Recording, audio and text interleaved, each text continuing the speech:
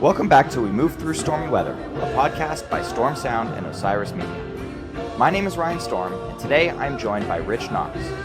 Rich is the drummer in the Canadian power trio Danko Jones. He's toured the world with them over the past 9 years and recorded 4 studio albums, garnering a #1 hit and a Juno nomination. In 2021, he founded Performers Health, a company that guides performers to greater physical, mental, and creative health. He has also seen a grand total of 1 Phish concert. Hi, Rich. How are you? I'm doing great. How are you, Ryan? I'm fantastic. Thank you so much for being on today. Really excited to chat some music with you and, get into what you do. Cool. I'm looking forward to it too. Awesome. So since this is mostly a Phish podcast, let's start there. I mentioned you've seen them once. Tell me about your experience with the band and, your one show. Okay. So I have a cousin, Ashley, who's a huge Phish fan. Guys call it your Phish heads, right? Yes. I'm outside. But no, I guess I do know that because I do have a bunch of friends that are big Phish heads. But anyway, he's a big fan. And I was living in Toronto at the time, Toronto, Ontario, Canada, and Phish was coming to play. And I asked my partner, Danielle, when it was. I think it was June 18th, 2019. Yeah. Okay. And so that's the show that we went and saw. So my cousin Ashley wrote me, and basically one of those emails you get like your presence is required at this date at this time, and we're doing this. And so like, okay, sure.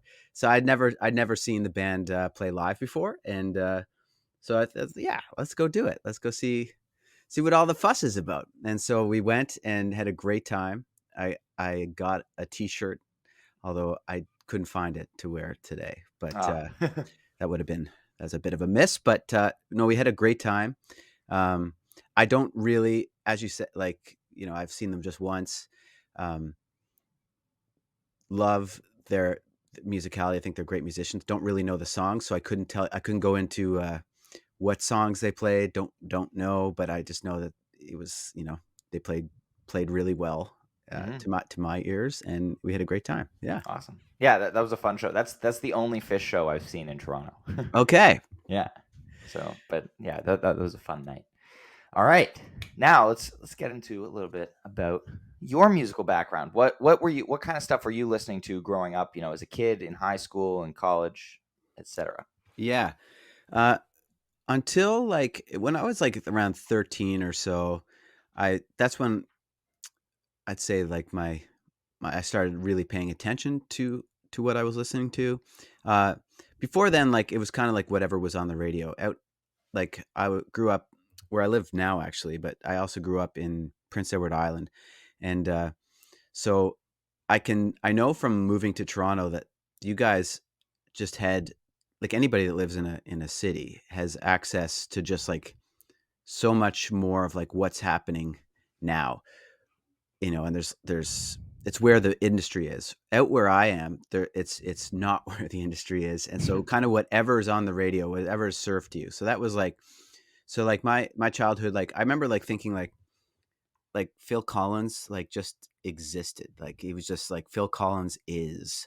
That's kind of it's just it's the sound of my just what was on the radio all the time growing up. And I like Phil Collins, so that wasn't a bad thing. But anyway, to answer your question, when I started paying attention to music, that's when I got into Nirvana, alternative or grunge was what was, had already started, I guess, before I became aware of it. But that's what I was into. I was into Rage Against the Machine, Nirvana, Smashing Pumpkins, that sort of thing. And so, yeah, playing, when I was first starting to play the drums, the first song I ever played on the drums was Killing in the Name by Rage Against the Machine. So that was and then I kind of learned, kind of self-taught through a bunch of Nirvana songs, learning Dave Grohl parts. So that was kind of my intro into music. Then as high school came, kind of, different alternative bands and whatever, mostly still guitar-based music. And then in high school, I'm one of the bands I played in once. couple of the guys were like really into jazz, and so I got into jazz music. They kind of got me to switch high schools, so I switched from the high school I was supposed to go to another one because it had a better music program, and Hmm. that's really what started my journey into like where I am now. But so then I went super heavy into jazz, and that took me into university. I went to McGill University and took a jazz degree there.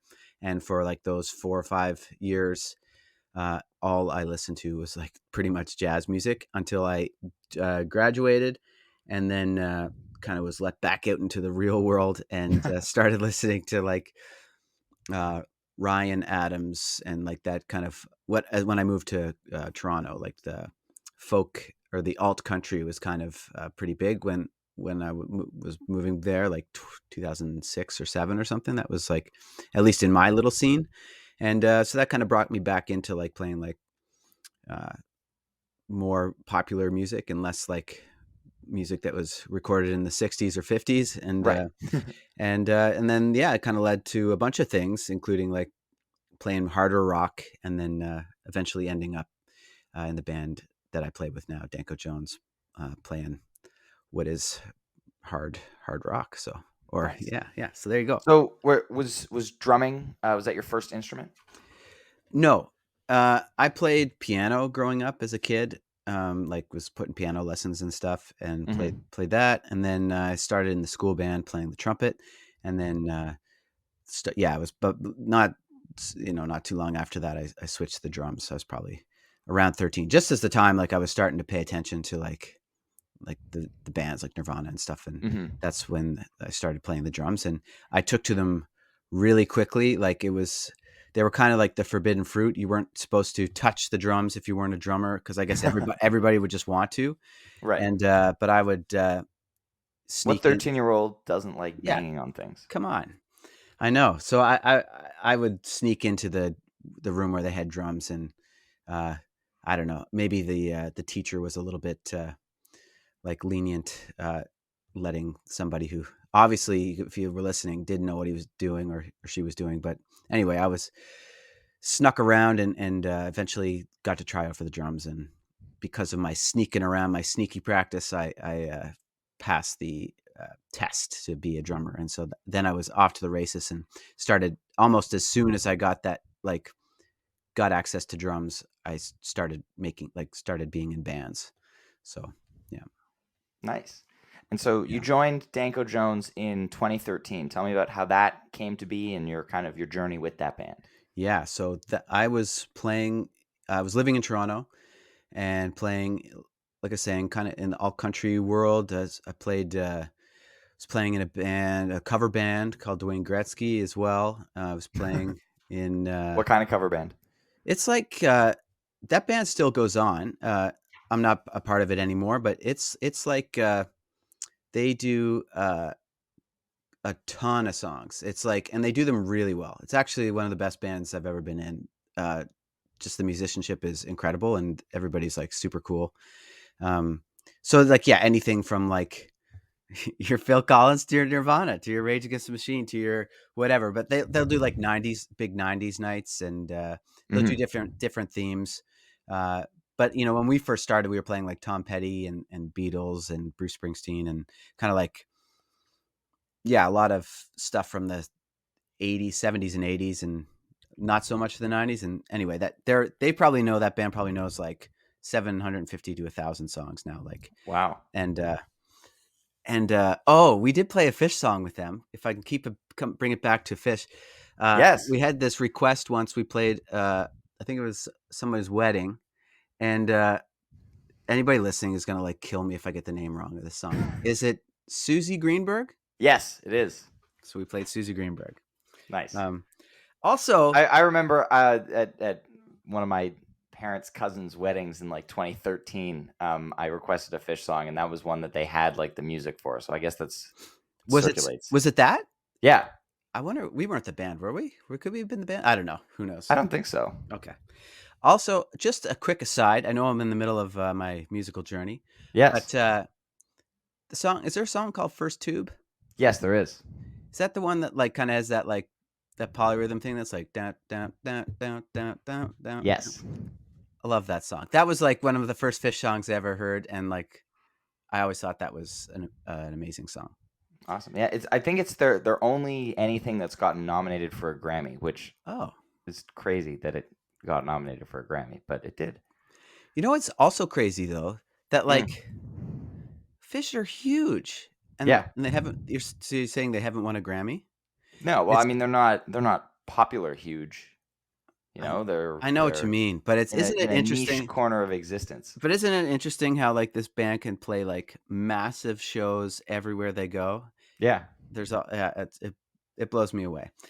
But anyway, I can't remember where I was. I was somewhere in that. Oh, how did I get into playing Danko Jones? So then I was playing jumping from band. I shouldn't say jumping from band to band, but I was playing like I was a session musician, and I had a couple bands that I was playing with regularly. And funny enough, to where I am now with like uh, fitness and wellness. At that point, I was actually like I still love playing music, but it was not really working out for me as a career. Like I was starting to get to the point where like, okay, something's got to give. So I was like in a coffee shop looking on websites for like places to like maybe go like study like to be a naturopath doctor or something that like I just wanted some kind of thing career that was like the opposite of music, which was uncertainty financially. And and then I got this email, and it was a mutual friend that had seen me play in another band, and just asked like, "Hey, any interest in joining a international touring act?" At that point, I played like in the U.S. and stuff, but like I hadn't Hmm. gone to Europe or anything ever, let alone with a band. And so I said, "Yeah," and it ended up being Danko, and I went and learned some songs with them, and we ended up getting along. And then they took me on the road.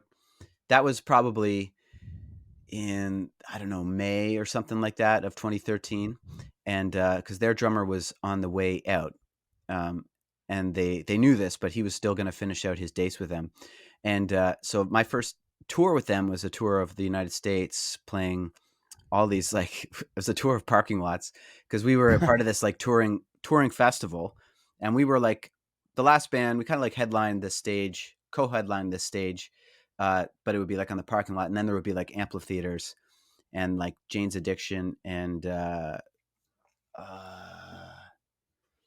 Alice in Chains were like playing headlining like the amphitheaters, and we'd be like part of the other thing. So anyway, that was Hmm. my first go with them. But like watching them, uh, the in the summer that led up to like I knew I was in the band. I'd been given like, yes, you're in the band, but we have these dates we had to finish out with our drummer.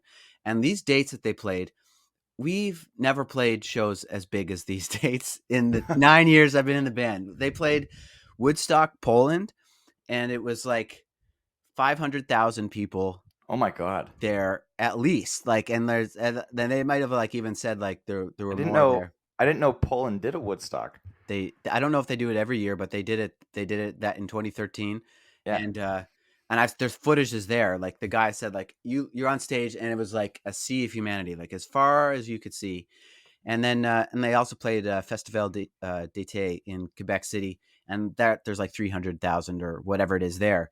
So I'm watching this like, and I played like music all my life, but I never played it that many people. And so I'm like watching these YouTube videos, like, holy Oh crap, shit. this is what I'm about Yeah. to join.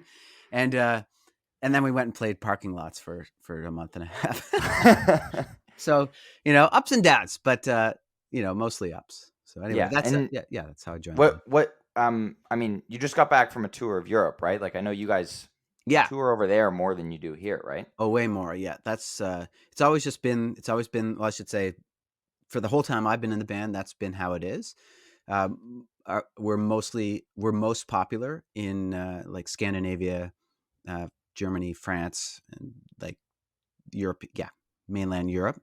And we just played in the UK for it was a really short run. It was like 8 days over there, and we were opening for the Darkness and Blackstone Cherry, these two rock bands. And we played 7 shows in the 8 days, and it was awesome. Just our crew was great. The vibes, morale was high, and we played. The last show was at Wembley Arena, which was a bit of a check off the old list there. So that was pretty cool. Yeah, that's really cool. Yeah. Okay. What is your favorite pre-show meal and your favorite post-show meal? Mm, okay. Well, I'll go to this particular tour. I was not eating right before the show. Sometimes I I don't often eat right before the show. Um, Mm. but okay, if I have to give you something though. What would I have if I had to have something? Um, Something like kind of on the lighter side. Mm-hmm. Um, Maybe like even just I don't know. On our rider, we had like peanut butter, like we'd have like a peanut butter sandwich. So maybe like that would be like the last thing I'd have is like peanut butter sandwich, like in honey, before, like not right before, but a little bit before. Mm-hmm. Um, After the show, I like to kind of treat it as like a workout. So I'll try to have something that's like fairly heavy in protein. And so on this particular run, not every tour is like this, but this one, because they're like doing arenas and stuff, there's catering on the that's so everything's just set up for you. Mm-hmm. So I would just go up and like fill up on whatever meat dish they had there, like it was like beef or chicken or something, and just like a little bit of some kind of carb or whatever it was. They had like, and then a bunch of greens, and that kind of just so. I mean, that's even what I eat at home. Like it's pretty like we're like a meat and veggie family most of the time. And Mm-hmm. so I like to try to keep it as much like that as we can. Um, but yeah, any kind of like dairy or just heavy meal before the show would not be a good idea. Right, right. And so, kind of moving in this direction, but you mentioned you kind of consider playing a show as a workout. So, do you consider yourself an athlete? Uh, no, I don't, but I do consider what I do as an athletic thing. But Interesting. yeah, because I think athletes are just by definition are like playing a sport and it's a competition. But for me, it is yeah. What I am doing is like I do see it as like quite athletic. Um, so maybe that's just semantics there, and basically I do think of myself as an athlete, but I do think that it's important to treat myself like an athlete. Um, and so I I definitely like I make sure that the same way that an athlete treats themselves like nutrition, like considering these things, making sure like I'm drinking enough water Hmm. before the show and during the show and after the show. Um, Making sure I warm up before I play, make sure I cool down after, make sure I'm getting enough sleep, making sure like I'm just out and walking around all day, like so that it is in many ways it is like being an athlete because you have to perform. So like you want your energy to be at its as pinnacle as you're going to go on stage, and your focus and your everything. So yeah, so I don't know. I guess yeah, kind of, but I don't know. There you Yeah, go. Your answer evolved over the course of your it did. explanation. It's That was like yes, good. I'm an athlete. Yes, I'm an Olympian. yes. Yeah. So tell me about fit drummers, performers health, the wellness side of things. You're very well versed in this, and you've worked with a lot of artists. But tell me about how this came to be, how you kind of got into that. I know you mentioned wanting to be a naturopath doctor before joining Danko Jones. But talk to me about how these things kind of developed and all about them. Yeah. So this like totally this whole idea is something like that I've been considering and like journaling about since like I think I found something as far back as like 2010 when I first mentioned like fit like the name fit drummers. Like it's been on my mind for a long time. I've always just enjoyed going to the gym uh ever since like high school. Just the nature of switching into that other high school, we didn't have a bus to take me home because I wasn't in my own neighborhood anymore. I was going at school in town, so I'd get a lift home with my dad at the end of his work day, and so I would just go to the gym with friends after to kill that time after school. So it was something that I really loved doing. I was like always a decent athlete, but never like super competitive, like all star or anything. But I guess so it kind of grew out of like having that love of movement, and also like over the years, like I guess like different like girlfriends that I had were like pr like healthier than I, so like it was like this succession of girlfriends that like I would take a lesson from each of them, like, "Okay, you kinda taught me about this, and then you taught me about this," and one particular one was uh, like a nutritionist, a natural or a what do you call that? Not a naturopath, but a holistic nutritionist, Yeah. and, so I really like, she would I really learned a lot just from, being with her, and, so that, like and then we would go to the gym all the time as well, so that was, like, really what kinda made me aware of that world, like, "Oh, yeah, there's, like of course, this is, like, something that people do is teach other people about this stuff," and I saw her work in that world, and so that kind of really got the wheels turning for me to, like, do something with this, but it wasn't really until, um, 2020 when I had time on my hands, like, when, the world shut down, that I had time to, like, "Okay, what am I gonna do?" And so I got serious about it and like, well, I could become a personal trainer. I could like study this stuff because there was, online courses and stuff and same with nutrition. So became like actually studied the stuff like actually and became a certified personal trainer and uh, precision nutrition coach and uh, like subsequently like a breathwork coach and meditation coach as well. So like I just kind of really like took it from the what was just in my head and in writing in my journal to like actually doing it and then like let's bring this to people because I guess the other side of it was that these are all things that I was testing on myself and that I needed myself because I was getting like even like work related injuries or like playing related injuries Hmm. um, from just like not doing things properly. So yeah, it was just a natural progression to like take it from like things that I noticed that I needed, and I noticed that a lot of other people I was playing with weren't paying attention to as much, and I thought they should be. And yeah, that's kind of how it all started.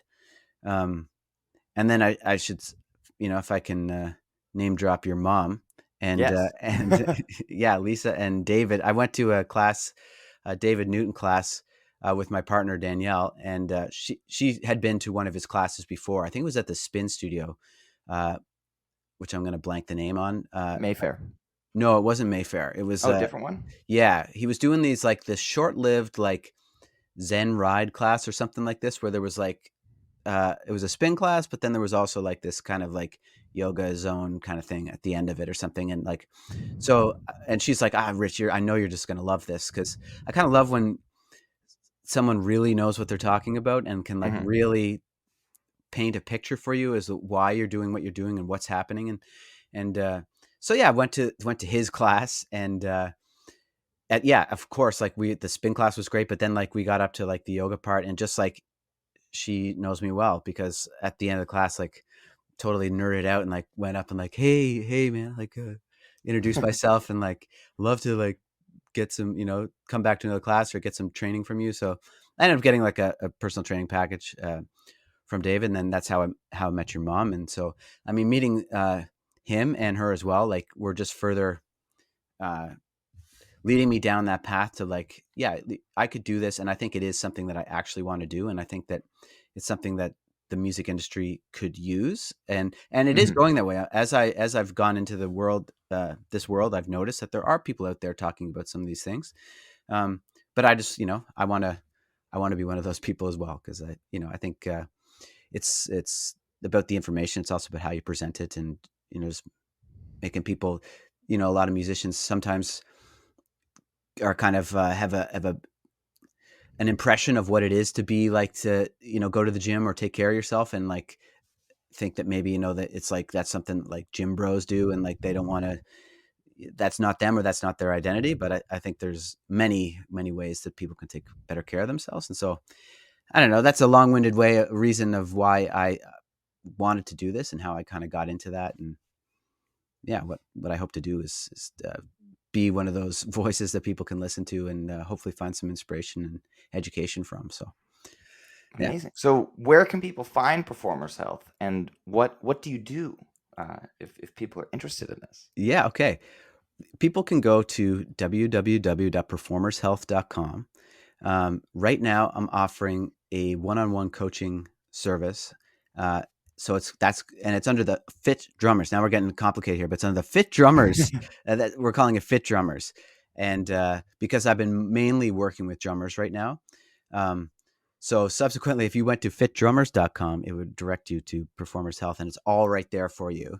It's all on the same website right now, and there's a button right on the website for you to book a call with me. If you are just like someone that's listening is like, I'm kind of interested in maybe going down this path, but I don't know. Like, is this a fit for me? We could hop on a call and discuss like what you're doing and why you think you might want to start taking better care of yourself or what you need help with. And we could see if working with me would be a good fit. So that's what I'm doing right now. In the very near future, there will be well, some more goodies. I don't know if I Ooh. shouldn't share, but there's I don't want to share because I don't know exactly when it's going to be able to come out, but Hmm. there's going to be some other options for people that don't maybe have the don't want to work one on one with a coach, but still want some guidance. I'll leave it at that. That's very exciting. Yeah, That's yeah, fantastic. So back to kind of the on the road thing. When you have a tour coming up, whether it's like a shorter one like you just did or like a 6 week tour, yep. how do you train? How do you prep for it?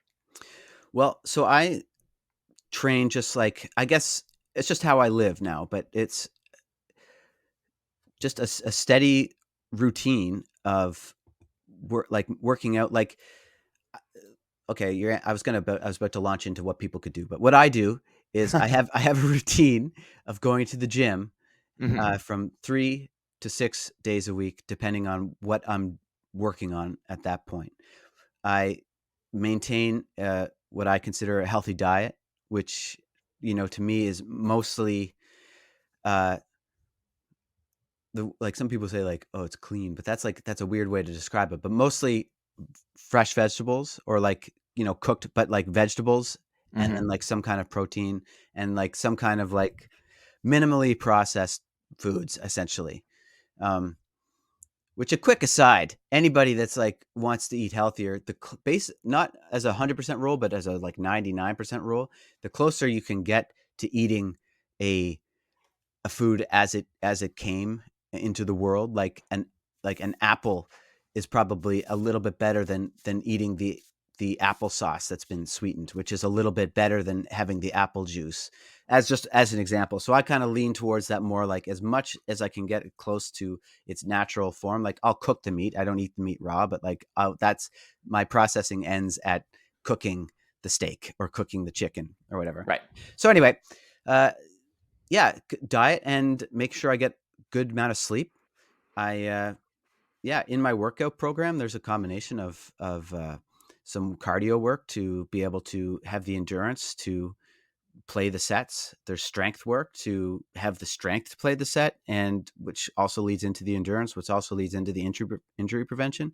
So it's really, I mean, yeah, without getting into the weeds, just having like some kind of movement practice, making sure that I get a good amount of sleep every night, making sure that I eat well, get out for walks, get outside is really like not that complicated. And so that's basically what I do. And then practice.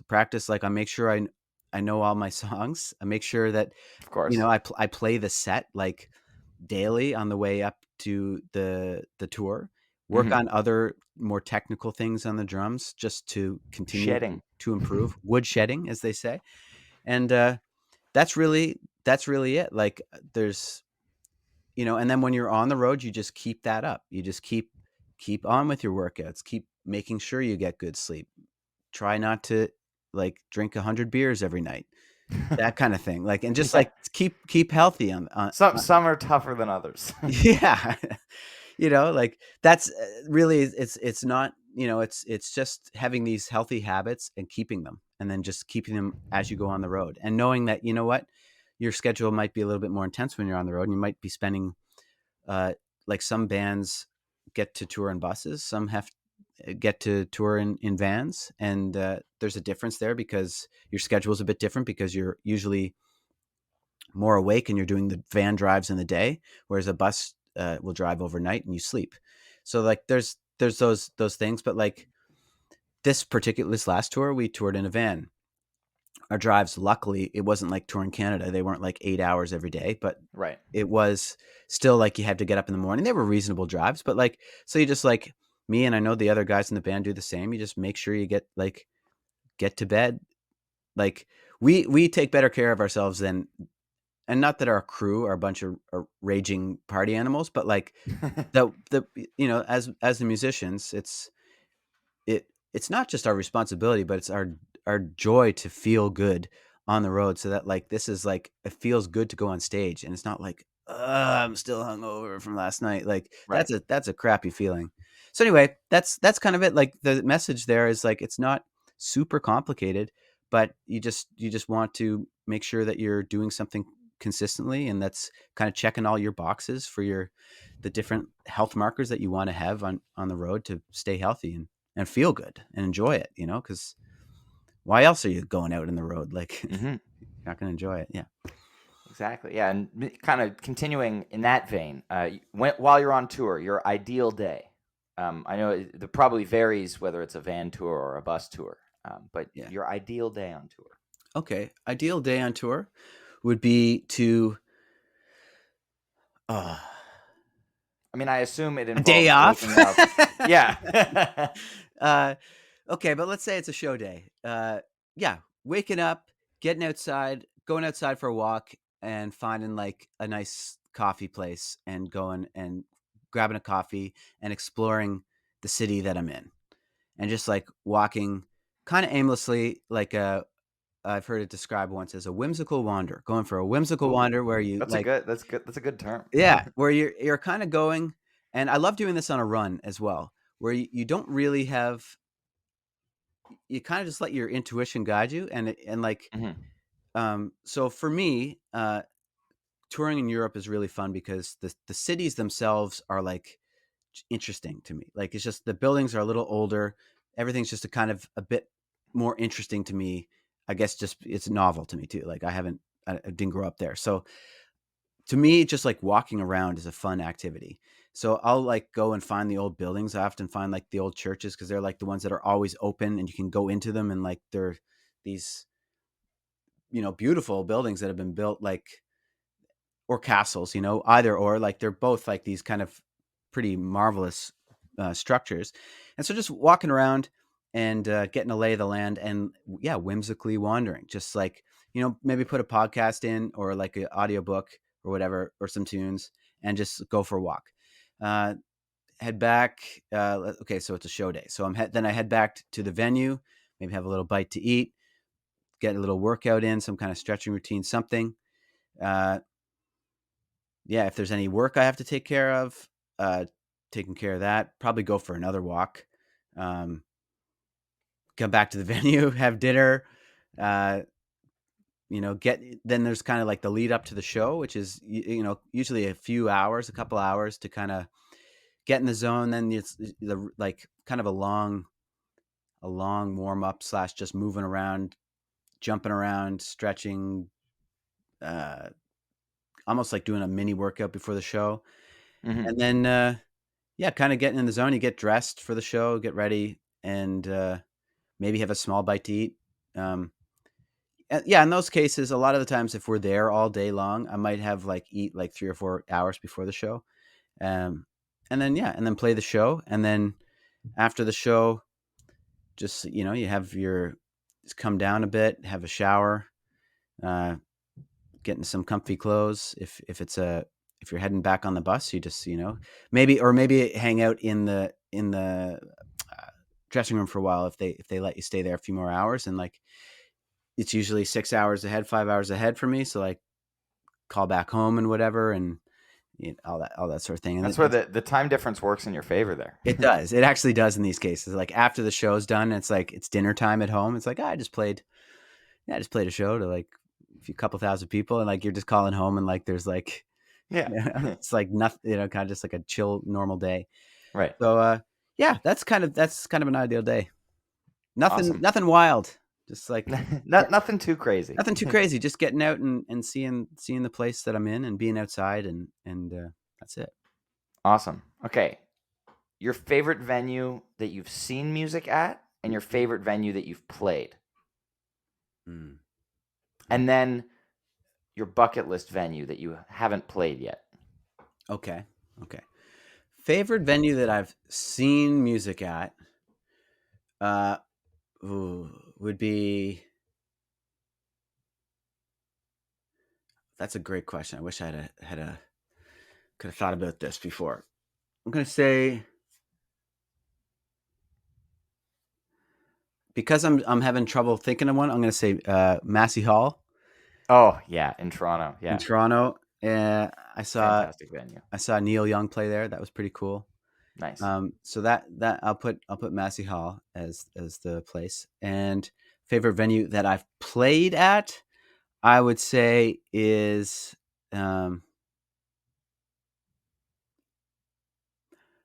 oof. There's a tie. There's this like club. Mm-hmm. Oh man, what's the name of it? I can't. Okay, no, I can't name it because I can't remember the name of it. So that doesn't Where work.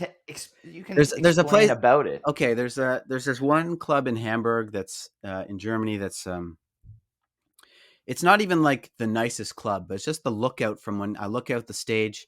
The it's kind of like it's almost like a long bowl.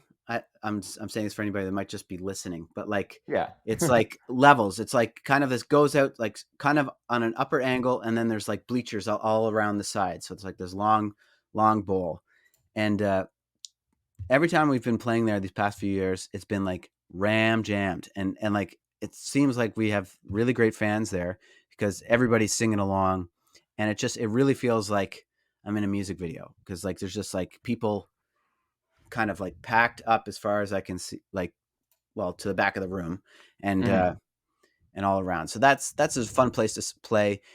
There's another place in Belgium called Ancienne Belgique, and that's just amazing because it's a beautiful big room and it sounds amazing and the crew is amazing and like the facilities are amazing. So it's just like a joy. And then you're in downtown uh, Brussels, so that's Nice. amazing as well. Yeah. So yeah, I would say that. Is And it this then place? is that Ancien Belgique? No, that No, the Hamburg venue. I was just guessing there. no. It's much smaller, much Oh, smaller. okay. Oh, I I've googled. been in that place though. Not the venue, but that. Oh, can pull that back up. Oh, yeah. Wait. This Hang is on. like a contentious little modern history lesson for people here. This is a Ooh. contentious. People can't see this, but this is Uh, the Elb yeah, Philharmonie. Elbe Philharmonie Hamburg. So the Elbe is the river, the Elbe, Yeah. and so this is like big building that's on the river. It's one of those like buildings that's built in the city, and some people love it, and some people hate it, and think it's like a monstrosity, and like this is not good. And I think it just cost like a ton of money, and like so I think this is like a floating room, like this room that Ooh. you have pictured here is Yeah. like totally isolated from all like it's just like kind of like a room within a room kind of thing, but it's a huge room within a room. So it's like, but anyway, it's like an amazing place to see classical music or music or I guess or whatever. Anyway, I was there. I never went in that room, but we did tour around it and it was nice. But anyway, that's totally not the venue. It's way smaller and It was, way dingier. It's very dingy. it was worth a shot. The other place I would say, third place, is the Dakota Tavern in Toronto. It's a small, very small venue in a basement. But the reason I like it is because the lighting is cool in there, and that there's the stage is kind of there can be people right in front of you, and there can also be people to your right if you're playing, so to stage right, and so they come around you, and you're in a basement, so it's like when people are there, and there's something about playing and having people on your right seeing you, at least as a drummer too, because you're always in the back, but now there's people that have the side view, and it Hmm. just feels very intimate and very like I don't know, it feels very special to play there. Nice. Uh, I would like to play Red Rocks. That would be Yes. the place you asked where I would like to play. Um, Anywhere in Europe on the bucket list? Well, since I just played Wembley Arena, I'll say that I would also like to play Wembley Stadium. Yes. Nice. So The yeah, big Wembleys. yeah. I want to do all the Wembleys. Awesome. Yeah. So, 3 things coming up in 2023 with you, with Danko Jones, whatever, we should be excited about. Okay. What do we got coming up? Danko Jones. We got. Well, there's some big festivals coming up this summer. If you're in Europe, I don't know how much crossover there'll be. To be honest, I'm speaking to a mostly Phish head A fan jam base, bandy audience, a yeah. jam bandy audience, because we tend to play. We're kind of like, for anybody that doesn't know us, we're kind of like we end up playing at a lot of like metal festivals or like heavy music festivals, and Mhm. not that we're a metal band, because we're not, but we're like kind of like the palate. I would describe this maybe as like a bit of the palate cleanser for the metal. Like, so we're still hard enough where you're not like, ugh, but Right. we're not like, we're not heavy. We're kind of like somewhat to like the AC/DC vibe to the AC/DC to the Metallica like, we're not like Metallica, but you know what I mean, like, if Yes. just to throw a couple of names out there that everyone would probably know. So we're playing some really cool and large metal festivals this summer, which and some of my favorites. There's one in Belgium, actually, Grass Pop, that we're playing, that I'm really excited about. So that's one. uh what else is going on? Two, well, it's kind of like that top secret cool thing that I don't want to talk about because I don't know when it's So coming out. so people should follow you on social media But so yeah, that they can find out about the top secret cool thing when it yeah, does happen. please do. You have a couple options to follow me if you want. My own personal drum, like Rich Knox drums, uh, so RICHKNOX drums. That's like where I talk about me playing drums and just my kind of semi personal life. But if you're a drummer and you're at all interested in, like feeling just a little bit more loose or strong, or like having more like stamina on the drums or whatever it is, or just trying to avoid injury or bounce back from like some tennis elbow or whatever it is, Fit Drummers, at Fit Drummers on Instagram. I pretty much use Instagram exclusively. I'm yet to Solid. go to anything else. And at Performers Health. So they're all I'll send you the stuff, put in the, if there's show notes or anything like that. There are. Okay, sweet. So, on the website, performershealth.com or fitdrummers.com. So all kind of easy to remember. But yeah, tune in, guys and girls. Tune in. There'll be more to come. Right now, if you want to work one-on-one with a coach, if you've never worked one-on-one with a coach, it's pretty awesome because you get to work with somebody that can customize a plan just for you. So like whether Wow. that's a workout plan or a nutrition plan, but also so much more. Like some people I work with, we work on things that have nothing really to do with uh, wellness in particular, but like taking care of certain things in your life that are adding stress, and that stress is not a bad thing, but we don't we want to give ourselves the good kind of stress, and not if we can eliminate the bad kinds of stress, then we should do that. So there's if you never worked with a coach before, it might be whether it's me or not, maybe give it a go. So anyway, that's what I'm offering right now, and stay tuned because there's some other cool stuff right around the corner Oh that my. might be a bit more interactive. I'm just dropping clue bombs here. Ooh. A little more Hints. Very exciting. interactive and downloadable. Awesome. Ooh. I look forward to finding out what these very cool and secret things are when that happens. Everybody go follow Rich. Rich, thank you so much for being on the podcast today. It's been an absolute pleasure getting to talk to you, getting to hear about your musical journey and everything that you like to do. Thanks so much for having me, and everybody have a great year and enjoy the Phish concerts this year, everybody. Thank you. Yeah. Thank you, everybody, for listening to this episode of We Move Through Stormy Weather. Hope you have a fantastic day. We'll see you next time.